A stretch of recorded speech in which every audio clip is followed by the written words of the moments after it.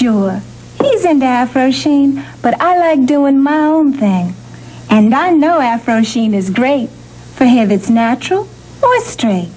Before I decide on what I'll do, I always start with Afro Sheen shampoo. I don't worry about my hair looking dry with conditioner and hairdress standing by. And when there's a problem with itching and flakes, the medicated has got what it takes. When I want my look to say, all right, a cornrow is really out of sight. Comb Easy makes it a breeze to comb through and braid with natural ease. And Spray for Sheen adds that extra touch for the glow in my hair he loves so much. I may change my hairstyles frequently, but change from Afro Sheen, hey, not me. Afro Sheen. For all that Afro means.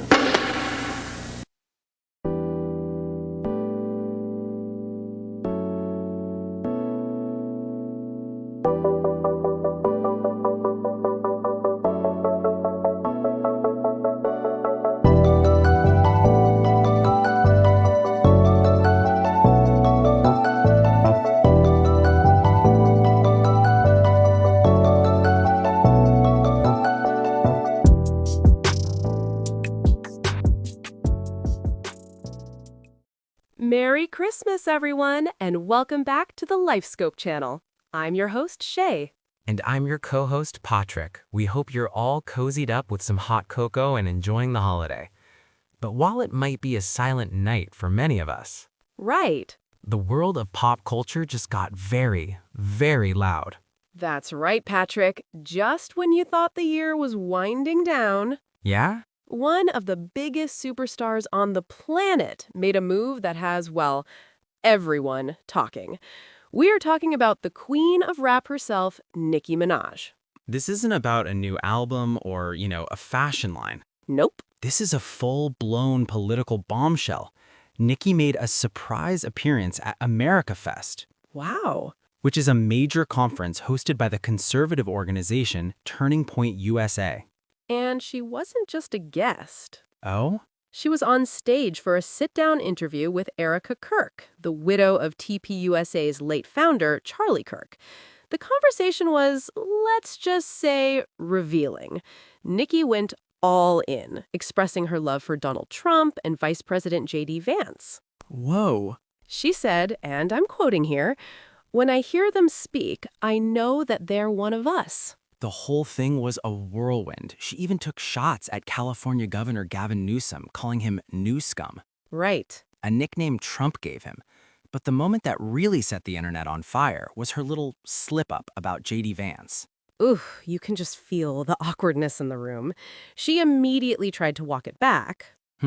But the word assassin just hung in the air, especially with Erica Kirk, whose husband was assassinated, sitting right there next to her. It was a major, major gaffe. A huge gaffe, but beyond that single moment, Yeah? the real story here is the fallout. The reaction was so swift and fierce. Okay, let's start with the industry. Okay. Joe Budden, who has been a longtime supporter of Nicki, he went on his podcast and just completely washed his hands of her. He was not holding back. He called her appearance anti-black and said it was the last candle on the cake for him. Wow. He said he was confused because he's been to her concerts, he's seen her diverse, queer, inclusive fan base, and TPUSA's politics are completely against that. He basically said, I'm done. And he wasn't the only one. The core of the backlash is coming from her own fans, the Barbs. Right. Particularly her massive LGBTQ+ following. I mean, for years, Nicki built her brand on being an outsider, an ally. Mm-hmm. TPUSA is openly anti-transgender rights, so for many of these fans, this feels like a deep and personal betrayal. Absolutely. They feel like she used their support to build her empire and is now, what, aligning with a movement that actively harms them? Yeah. The internet is just flooded with fans expressing disappointment, hurt. They're asking, how could she do this? But here's the other side of the coin. The conservative world is rolling out the red carpet. J.D. Vance didn't focus on the assassin comment. Instead, he went on X to praise her. He quoted her saying, just because I want little black girls to think they're beautiful doesn't mean I need to put down little girls with blonde hair and blue eyes. Okay. And he said she was rejecting the zero-sum thinking of the left. They see this as a massive win. So you have this huge cultural clash happening in real time. Her old allies are disavowing her. Right. And a new political camp is embracing her. And the pressure seems to have gotten to Nicki. Yeah. As of this week, in the wake of all this criticism, her Instagram account, with its hundreds of millions of followers, has been deactivated. She just vanished from the platform. It's a clear sign of just how intense this firestorm has become. Wow. She essentially chose a side, and the consequences were immediate. It leaves her career and her relationship with her fans in a really, really uncertain place. Thoughtful. It's a fascinating and messy situation that really touches on fame, politics, and loyalty. Totally. And it brings up a bigger conversation for all of us as fans of music and art. Which leads us to our question for you, our listeners. Now, here's a question we'd like you to think about. Does an artist's political alignment change your ability to enjoy their work? Can you separate the art from the artist, or are they forever intertwined? We'd love to hear your thoughts. Let us know in the comments.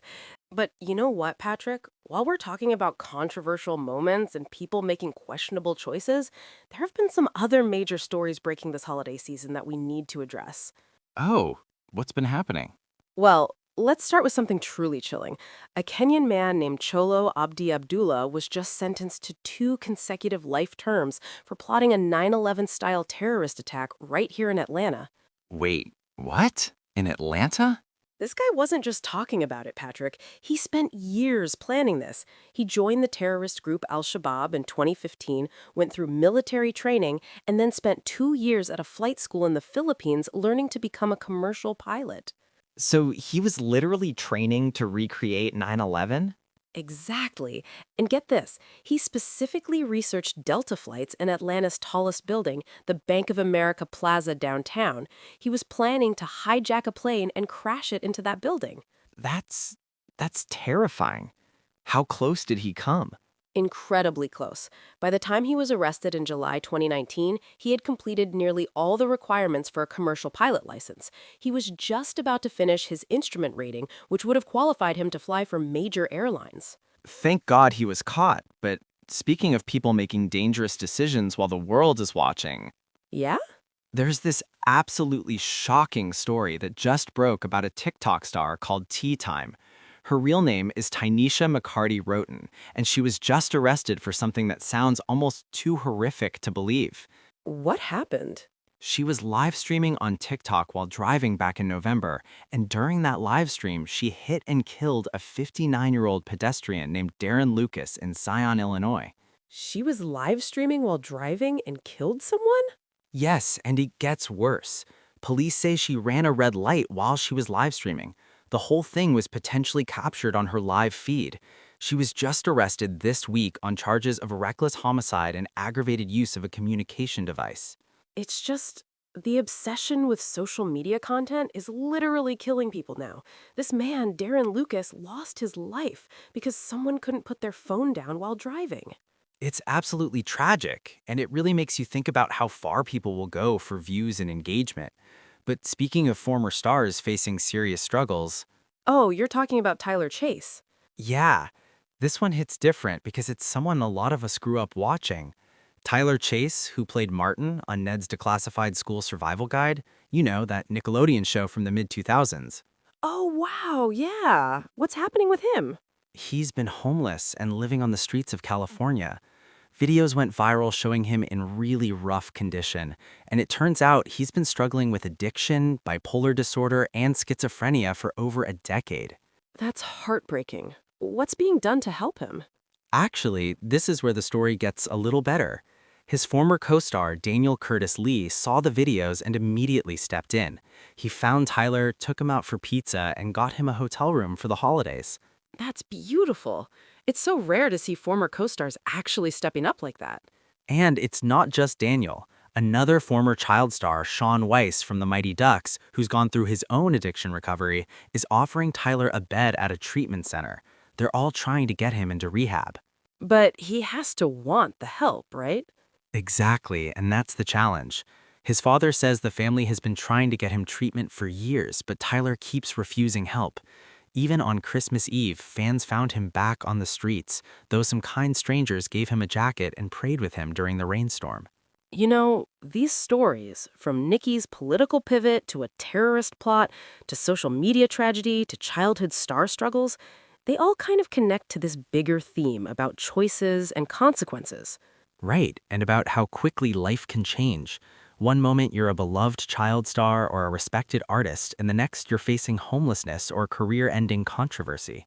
It really shows how fragile success and stability can be, and how the decisions we make, whether it's political alignment, social media addiction, or refusing help when we need it, can have such massive impacts. These are heavy stories for the holiday season, but they're important reminders about compassion, making better choices, and looking out for each other. Absolutely. And they remind us that behind every headline is a real person dealing with real struggles. Thank you for tuning in to this holiday special of the LifeScope channel. Please have a safe and wonderful holiday season. And don't forget to like, share, and subscribe for more deep dives into the stories that shape our world. We'll see you in the new year.